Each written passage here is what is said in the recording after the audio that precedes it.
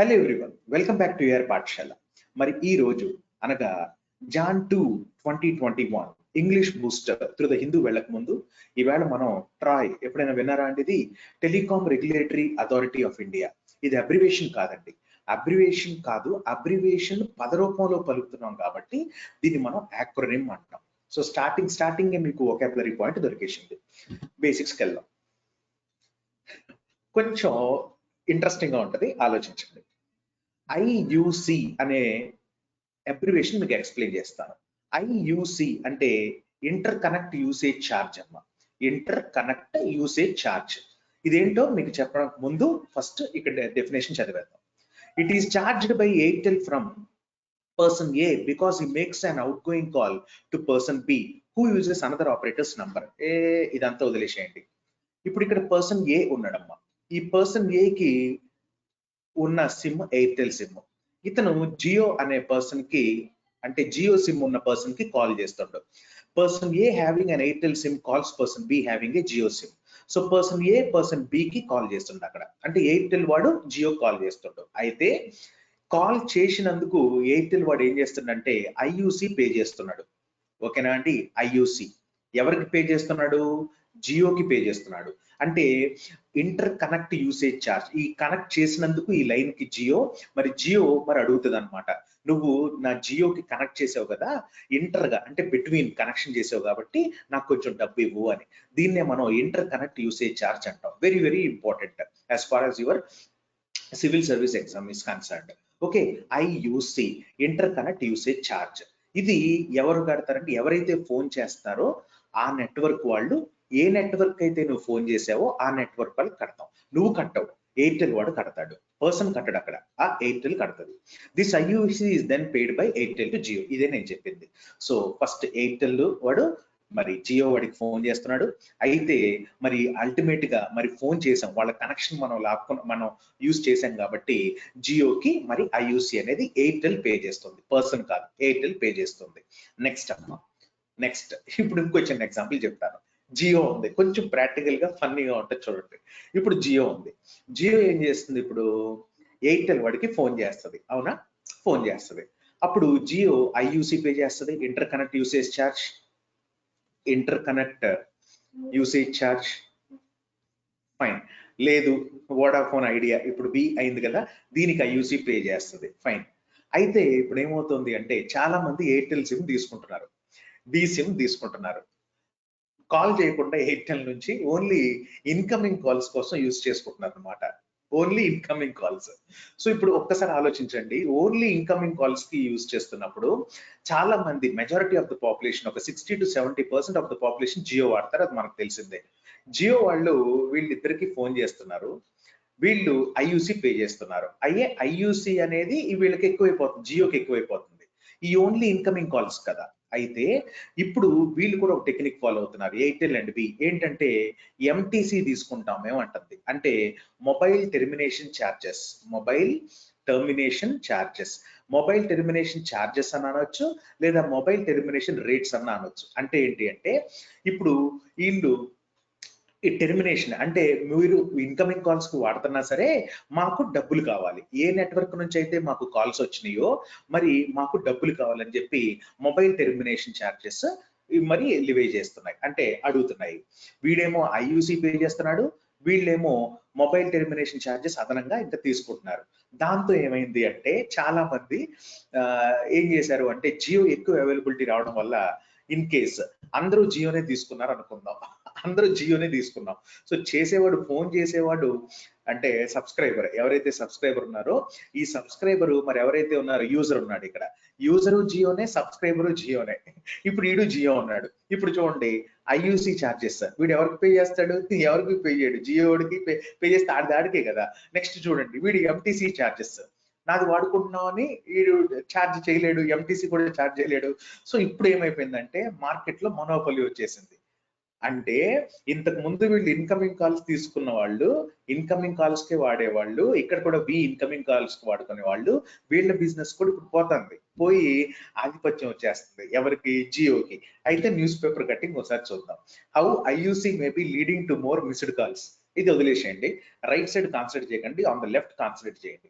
Inter connect usage charge is what one mobile operator pays to another for allowing its calls. చెప్పాను కదా, for example Jio వాడు అన్నాడు, Airtel వాడికి pay చేస్తాడు, ఏంటది IUC. It is 6 paise per minute, was 14 paise until 2017. 2017 దాకా అది 14 paise ఉండేది, ఇప్పుడు 6 పైసేనే. అయితే ఇప్పుడు ఏమైందంటే Jio's free calling meant that the company is paying 6 paise per minute. Jio వాడు ఏం చేసాడు, ఫ్రీ కాల్స్ పెడుతున్నాం అన్నాడు, so 6 paise per minute pay చేస్తున్నాడు అనమాట, పైసే పర్ మినిట్.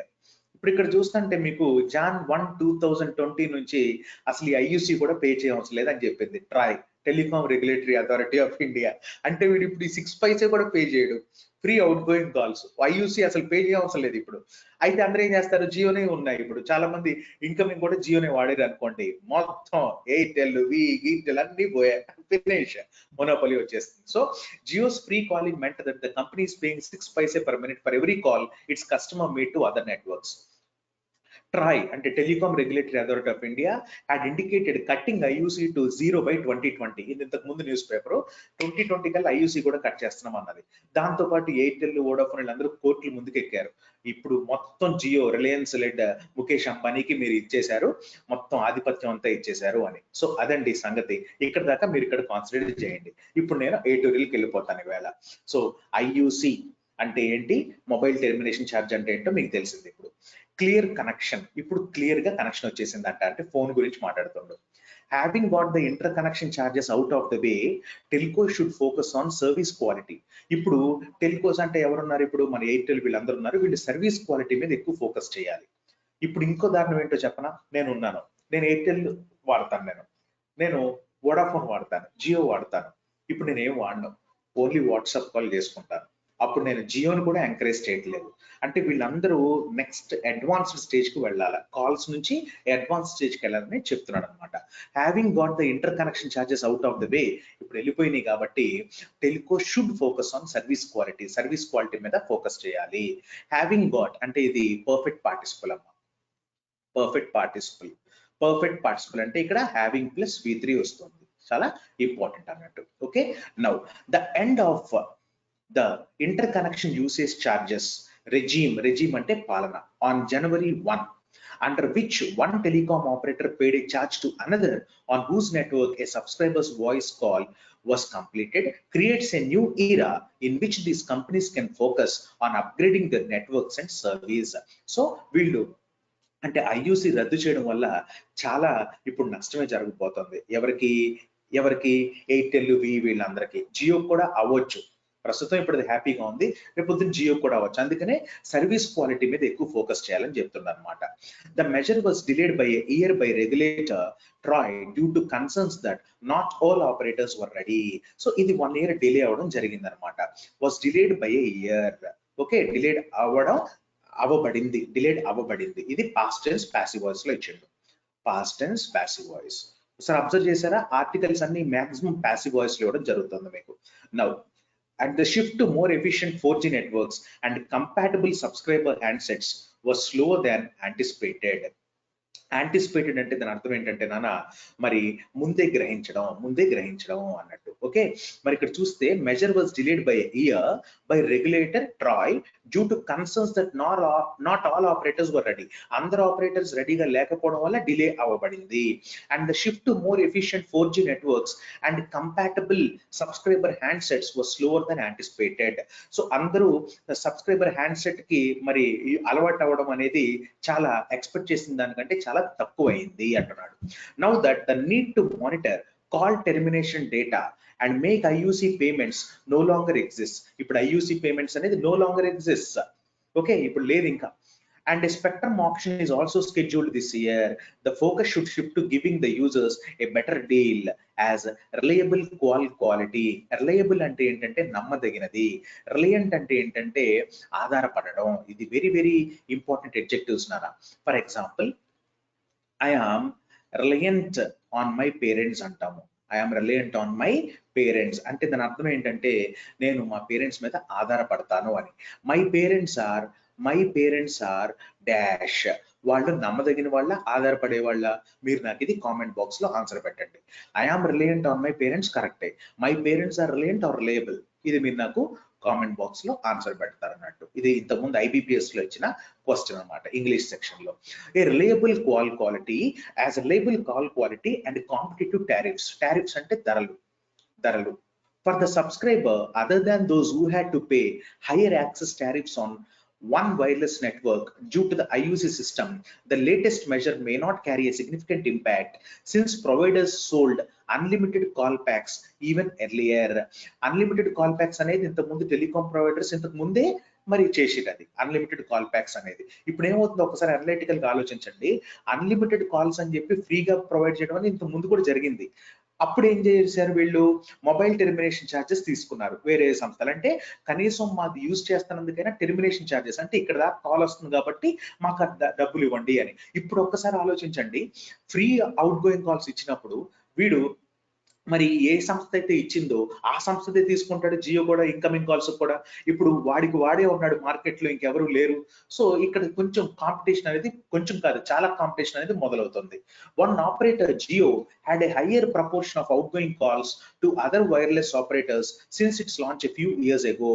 మరి ఇంతకు ముందు నుంచి లాంచ్ చేసినప్పటి నుంచి జియో అనేది outgoing calls it had a higher proportion of free calls అన్నమాట. అవుట్ గోయింగ్ కాల్స్ అంటే అవుట్ గోయింగ్ కాల్స్ అనేది ఎక్కువ మోతాదులో మరి వెళ్ళడం జరిగింది. thus having to pay significant net interconnection charges. IUC ఎక్కువ పే చేసింది ఎవరంటే జియో. ఎందుకంటే మరి వాడే కదా అవుట్ గోయింగ్ కాల్స్ అన్నది. చాలా మంది జియో ఆపరేట్ చేశారంటే చాలా IUCలు పే అయి ఉంటాయి. అంటే ఇక్కడ కూడా ఎవరికి లాస్? జియోకి లాస్ అయింది. ఇప్పుడు ఏమైంది? January 1, 2020 నుంచి IUC కూడా పే చేయవలసిన లేదన్నారు. అంటే జియో మళ్ళీ అడ్వాంటేజెస్ సెక్షన్ లోకి వెళ్ళిపోయింది. which was 6 paise per minute since 2017. ఇది మీకు ఆల్రెడీ చెప్పాను. That imbalance has reduced and Troy has now introduced an arrangement called bill and keep, which does away with the IUC. Bill and keep, bill చేయండి, ఏ subscriber ఎక్కడైతే phone చేసిండో ఆ డబ్బులు మీ దగ్గర పెట్టుకోండి, రిసీట్, అంతే, that's all. which does away, do away with అంటే దాని అర్థం ఏంటంటే to avoid, do away with or to abolish, అరికట్టడం. అంటే దాని అర్థం ఏంటంటే ఇప్పుడు ఏం అవసరం లేదు, IUC ఏం వద్దు, you do away with IUC, go away from IUC and you can go for an alternative arrangement, that is bill and keep. Okay, ఎవరు ఫోన్ చేస్తే ఎంత టారిఫ్ అయిందో అంత బిల్ చేయండి, keep the amount. India's high density telecom market is poised అంటే దాని అర్థం ఏంటమ్మా? బ్యాలెన్స్డ్ అంటే సమతుల్యత, అప్పుడప్పుడు కంట్రోల్డ్ అని కూడా వస్తుంది. So India's high density telecom market, ఇండియాలో ఉన్న ఎక్కువ శాతం telecom market is balanced for further growth as it awaits expansion through 5G and internet connected devices.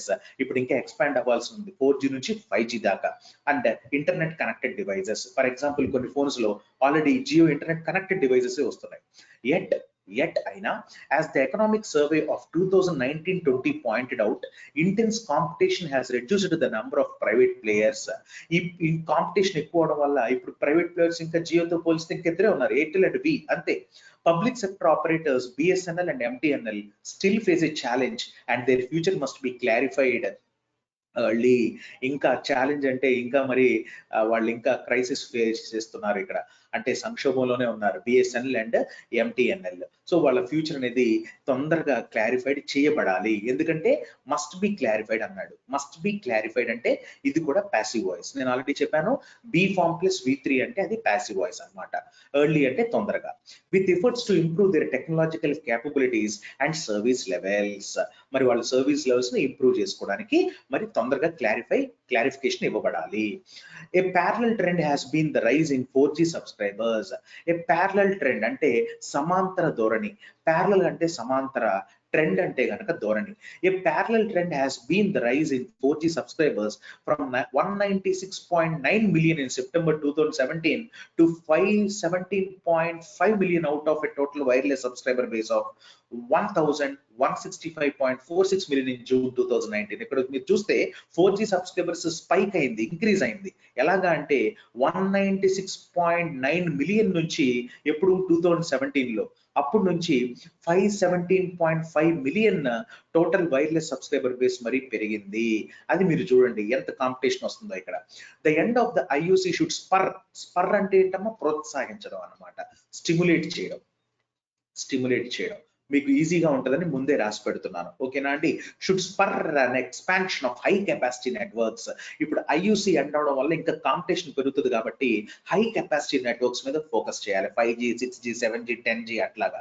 Going beyond 2G and 3G that some telcos continue to use. ఇప్పుడు ఇంకా కొన్ని telecom operators ఇంకా 2G లోనే ఉన్నాయి. అరే ఐయుసి అని చేయడం వల్ల ఇంకా హెల్తీ కాంపిటీషన్ పెరుగుతుంది అనమాట.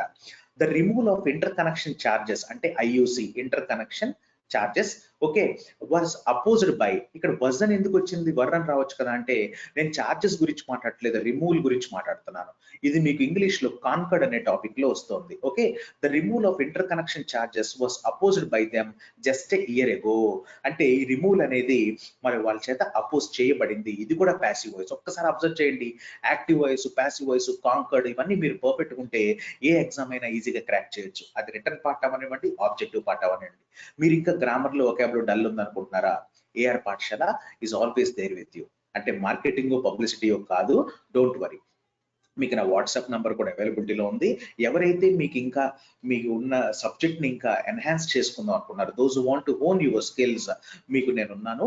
మీరు నాకు వాట్సాప్ లో కన్సల్ట్ అవ్వండి, మిమ్మల్ని బ్యాచెస్ లో నేను ఇంక్లూడ్ చేస్తాను. Okay for TRAI which has stressed the importance of consumer welfare through adequate choice, affordable tariff and quality service, it is important to tread cautiously on claims made on behalf of the sector that higher tariffs alone can ensure the health of telecoms. Thread అంటే ఏంటంటే treadmill అని ఎప్పుడైనా విన్నారా?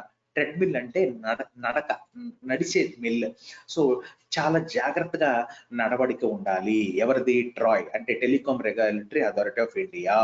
That higher tariffs alone can ensure the health of telecoms. ఇదేమంటుందంటే ఎక్కువ higher tariffs పెడితేనే మరి టెలికామ్స్ యొక్క హెల్త్ బాగుంటది అని చెప్తోంది. కానీ ఇలా చెప్పడమే కాకుండా ఇది కొంచెం జాగ్రత్తగా, కాషియస్లీ జాగ్రత్తగా నడవడిక చేసుకోవాలి. India is a mass market. India అనేది mass market for voice and data services. Voice కానీ డేటా, ప్రతోడు ఫోన్ చేస్తాడు. ఇప్పుడు నువ్వు నాతో కమ్యూనికేట్ అవ్వాలన్నా ఫోన్ చేయాలి. ఇప్పుడు చూడు, నేనే అంటున్నాను మిమ్మల్ని వాట్సాప్ చేయండి అంటున్నా, అంటే వాట్సాప్ ని ఎంకరేజ్ చేసినట్టే. అక్కడ నీకు టెలిఫోన్ బిల్ ఏం అవ్వదు. అక్కడ ఎవరు నష్టపోతున్నారు? నీ వల్ల జియో నష్టపోతుంది, ఎయిర్టెల్ నష్టపోతుంది, బి నష్టపోతుంది. So India is a mass market for voice and data services that fuel the digital economy. Digital economy ఏదైతే ఉందో దాన్ని బూస్ట్ చేయడానికి మరి వాయిస్ అండ్ డేటా సర్వీసెస్ ఎక్కువ యూజ్ చేసుకుంటున్నాము ఇండియా అనేది. డేటా సర్వీస్ అంటే మీరు యూజ్ చేసే internet. Badly priced spectrum could lead to auction failures. ఏంటమ్మా? badly priced spectrum could lead to auction failures and lack of genuine competition is bound to hamper అంటే ఏంటమ్మా? ఆటంకం. అంటే prevent someone from doing something అన్నమాట. అంటే అడ్డుగట్ట. So badly priced spectrum అంటే charges అన్నమాట. could lead to auction failures and lack of genuine competition కూడా ఉండదు. అది కూడా మరి అడ్డుగా ఉంటుంది. It could hamper the growth of the next big wave of telecoms, of which the 5G piece is critical for new services. 5G piece అంటే ఆ unit రావడం అనేది కూడా కొంచెం కష్టమే. On the consumer side, helping more people migrate to 4G services quickly through affordable handsets will help telcos put their infrastructure to better use. అయితే దీనికి ఒక ఆల్టర్నేటివ్ కూడా ఇచ్చిండు. కన్స్యూమర్ సైడ్ ఆలోచిస్తే చాలా మందికి 3G నుంచి 4G సర్వీసెస్ క్విక్ గా మైగ్రేట్ అయితే ఓకేనా, త్రూ అఫోర్డబుల్ హ్యాండ్సెట్స్ కూడా అఫోర్డబుల్ గా ఉండాలి. ఒక్కొక్కటి 20,000 30,000 కాకుండా 5,000 6,000 అట్లా కామన్ మ్యాన్ కి అందుబాటులో ఉండే వాటి మీద ఫోకస్ చేస్తే అప్పుడు ఏమవుద్దంటే గనక మరి ఎక్కువ మార్కెట్ అనేది ఉంటుంది. ఎందుకంటే ఇండియా అనేది క్లాస్ మార్కెట్ కాదు, మాస్ మార్కెట్. ఈ లాస్ట్ లైన్ బ్యూటిఫుల్ అండి, క్రక్స్ ఆఫ్ ద ప్యాసేజ్ ఇది. On the consumer side, helping more people migrate to 4G services quickly through affordable handsets will help telcos put their infrastructure to better use. Infrastructure అంటే మౌలిక వసతులు మరి better use లో పెట్టొచ్చు అని. ఇప్పుడు మిమ్మల్ని వాడు ఎస్ఏ రైటింగ్ అడగొచ్చు, బ్రీఫ్లీ లేకపోతే బ్రీఫ్ అవుట్ ఐయుసి అని అడగొచ్చు, లేకపోతే impact of telecom sectors, impact of telecom operators on IUC. I'm sorry, impact of IUC on telecom operators. Impact of IUC on telecom operators. So IUC యొక్క impact ఏంటి telecom operators కి అని నేను question అడగొచ్చు. I'm sorry, let it make it very simple. essay impact of IUC on telecom providers. అప్పుడు మీరు ఏం రాస్తారు అంటే నెగటివ్స్ రాయండి, అంటే కాన్స్ రాయండి, ప్రోస్ కూడా రాయండి, పాజిటివ్స్ కూడా రాయండి. For example what is IUC మీకు నేను చెప్పాను. Okay, it is the amount paid by the subscribers network to the users network, but not from subscriber to user or user to subscriber. Subscribers network to users network IUC. దాని తర్వాత మీరు mobile termination charges కూడా రాస్తారు. దాని తర్వాత ఆ competition కూడా రాస్తారు. దానివల్ల ఎవరికి లాస్ వస్తుందో కూడా రాస్తారు. ఎవరికి లాస్ అండి? ఐయుసి వల్ల ఎవరికి లాస్? ఐయుసి ఎవరు పే చేస్తున్నారో వాళ్ళకి లాస్. అవునా? దాన్ని బట్టి ఏమైంది? ఇన్కమింగ్ కాల్స్ కి కొంతమంది మైగ్రేట్ అవడం జరిగింది, షిఫ్ట్ అవడం జరిగింది. సో ఇన్కమింగ్ కాల్స్ తీసుకుంటున్నారు అంటే సిమ్ ఓన్లీ ఇన్కమింగ్ కాల్స్ తీసుకున్నప్పుడు మరి వాళ్ళు ఎంటీసీ లివై చేశారు, ఎంటీసీ అడిగారు. ఎంటీసీ అంటే మొబైల్ టెర్మినేషన్ ఛార్జెస్. మరి మెల్లిమెల్లిగా పోన్ ఏమైందంటే ఈ జియో వాళ్ళే మార్కెట్ లో అవుట్ గోయింగ్ వాళ్ళే రావడం జరుగుతోంది, ఇన్కమింగ్ కూడా వాళ్ళే ఉండడం జరుగుతోంది. అంటే జియో అవుట్ గోయింగ్, ఇన్కమింగ్. ఇప్పుడు ఇతను ఇక్కడ ఐయుసి పే చేసిన, ఇతను ఎంటీఎస్ తీసుకున్న వీళ్ళే కాబట్టి ఇక్కడ ఏముందంటే మొనోపొలీ స్టార్ట్ అయిపోయింది. అవునా? అయితే వీళ్ళందరూ ఏం చేయాలి అంటే ఇప్పుడు మీరు ప్రోస్ రాసుకోవచ్చు. మిగిలిపోయిన మార్కెట్ లో మిగిలిపోయిన Vodafone, Airtel, okay, BSNL, MTNL వీళ్ళందరూ దేని మీద ఫోకస్ చేయాలంటే నెట్వర్క్ సర్వీసెస్ మీద ఫోకస్ చేయాలి. నెట్వర్క్ సర్వీసెస్ ఎందుకు అంటే ఒక బ్యూటిఫుల్ పాయింట్ చెప్తాను, ఆగండి. ఇప్పుడు ఫ్యూచర్ అంతా ఎలక్ట్రిక్ కార్స్, ఫ్యూచర్ అంతా ఎలక్ట్రిక్ మయం అయిపోతుంది. నువ్వు ఇంకా పెట్రోల్ కార్స్, డీజిల్ కార్స్ మీద రీసెర్చ్ చేస్తానంటే ఆ టైంకి నువ్వు అందుకోలేవు. అందుకనే ప్రపంచం ఎలా వెళ్తుందో మనం కూడా అదే స్పీడ్ ని అందుకోవాలి. ఇప్పుడు టెస్లా అనేది రేపు ప్రపంచం. అవునా అండి? సో ఇంతకు ముందు ఎవరికి టెస్లా అంటే ఏంటో తెలియదు, కానీ అతను ముందే 20 ఏళ్ల ముందే జరగకముందేదే ఇప్పుడే మరి అతను ఆలోచించి చేశాడు కాబట్టి నెక్స్ట్ లీటర్ అతనే ఉండిపోతున్నాడు. సో అట్లాగనమాట. ఇప్పుడు మీరు చూస్తే నెట్వర్క్ సర్వీసెస్ మీద ఎక్కువ ఫోకస్ చేయాలి. నెట్వర్క్ సర్వీసెస్ ఎట్లా ఫోకస్ చేయాలంటే by providing affordable handsets along with technology, affordable handsets along with network connectivity, network connectivity అని రాస్తారు. అంతే. నెగిటివ్ రాయండి, పాజిటివ్ రాయండి. మీకు చెప్పిన కాన్సెప్ట్ ఏదైతే ఉందో అది గుర్తుపెట్టుకొని పాయింట్స్ కింద పేపర్లో రాసుకోండి. అండ్ ఇంకా వొకాబులరీ గ్రామర్ వరకు వచ్చాయంటారా? మీకు ఆల్రెడీ నేను చాలా వరకు చెప్పేశాను. హ్యాంపర్ అంటే కనుక prevent someone from doing something. Infrastructure అంటే మౌలిక వసతులు. ట్రెడ్ అంటే నడక. ట్రెడ్ అంటే ఏంటమ్మా? నడక. అండ్ ఇక్కడ చూసే స్పర్ అంటే ఏంటంటే ప్రోత్సహించడం, స్టిమ్యులేట్ చేయడం అని వస్తుంది. Must be plus V3 passive voice. Poised అంటే సమతుల్యత. అండ్ టారిఫ్స్ అంటే ధరలు. రిలయబుల్ అంటే నమ్మదగిన. రిలయంట్ అంటే ఆధారం. I'm reliant on my parents, నేను ఆధారపడతాను. My parents are dash reliable or reliant అనేది మీరు నాకు కామెంట్ బాక్స్ లో పెట్టాలి. చాలా ఇంపార్టెంట్ ఇది పర్ఫెక్ట్ పార్టిసిపల్. అండ్ ఇక్కడ మరి సమర్థవంతమైన అని పెట్టాను, అంటే ఎఫిషియంట్ అంటే సమర్థవంతమైన, యాంటిసిపేటెడ్ అంటే ముందుగానే గ్రహించింది, ఆర్ ఎక్స్పెక్టెడ్ అనుకోవచ్చు. ఓకే, ఈ కాన్సెప్ట్ అంతా చక్కగా చూసుకున్నారా? ఓకేనా? అండ్ మీకు ఫ్రెండ్స్ కూడా ఎవరైనా ఉంటే లైక్లు, షేర్లు, సబ్స్క్రైబ్స్ చేయమనండి. ఆగండి నోట్స్ రాసిన తర్వాత. ఓకేనా? మళ్ళీ రేపు కలుసుకుందాం. నమస్తే.